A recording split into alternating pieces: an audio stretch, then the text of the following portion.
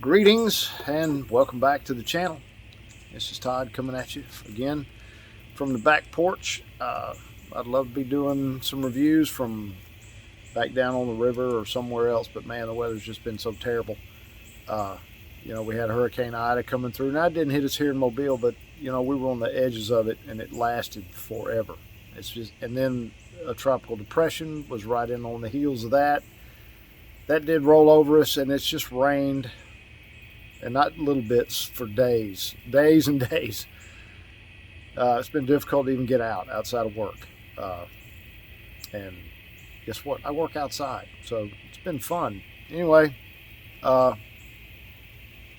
let's get back to business here. What we have on tap today, we have Shadowcaster Porter from Folklore Brewing in Dothan, Alabama. It's a great looking can.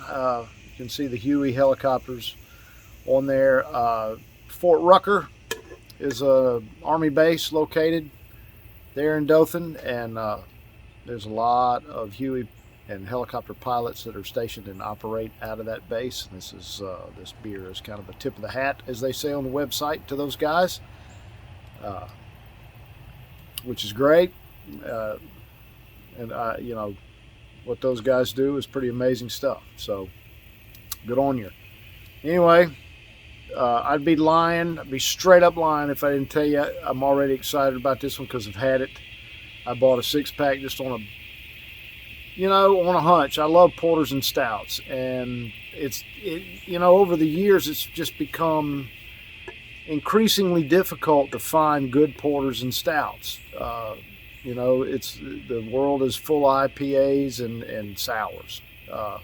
So old farts like me that like the old school stuff, we struggle a bit to find the ones that we really like. I had some that I really enjoyed up in South Carolina. Sadly, can't get those here. And I rolled the dice on this thinking, hey, it's a porter. Let's see. The description looks good. They were right. This is great. So without further ado, there it is. It's just beautiful in the glass. I get giddy over this stuff because I do love porters and stouts so much.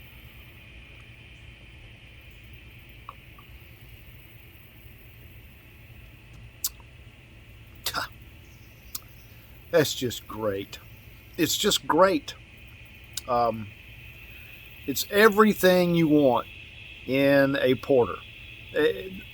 This is almost stout-like, and I do at times tend to lump the two together. Porters are generally a little lighter, less heavy than a stout. This is really borderline on being a stout. It's just delicious. But it's 7.5%, so kind of in my wheelhouse. I love them. Anything around that between 6 and 7.5%. You start getting much over that, and it. I don't know about the rest of the world, but it kind of cuts back on the number of them that I can enjoy in an evening before things start to head in all the wrong directions. But you can taste the roasted malts. It's just something I just love. It's smoky. It's roasted. You can taste it's some coffee and chocolate. There are porters and stouts that are brewed with cocoa nibs and that sort of thing, and coffee beans. I do not believe this one to be one of those. It just, by default, when you roast your malts dark enough to make a beer of that color, you get a lot of those notes from it, and that's, according to their website, that's where all of this is coming from. And that is so perfect for me because there's a few of these beers that have the coffee beans in the boil and cocoa nibs in the boil that I do enjoy, but if not done really well, it can be a bit overpowering. If you let the malts do it on their own, I think I personally just find that to be the better way. and it appears that's what's happened here. This thing is just delicious. This is one, I say that you'll hear me say this all the time, this is one I'll keep around. Well, this is one that will live in my refrigerator nonstop for, especially we're into, what is this, middle of September in, the real world. We're coming up on cooler months soon. I mean, I'm down here on the Alabama Gulf Coast. Cooler months don't really kick in good, let's face it, until pushing November. However, the beer season follows, the rest of the world. So this is going to be a cooler month beer. Just love it. It is listed on their flagship beer, I think was the term they used, but it's brewed year round. So if I buy enough of it, they'll keep it in the store. Remember that, boys and girls.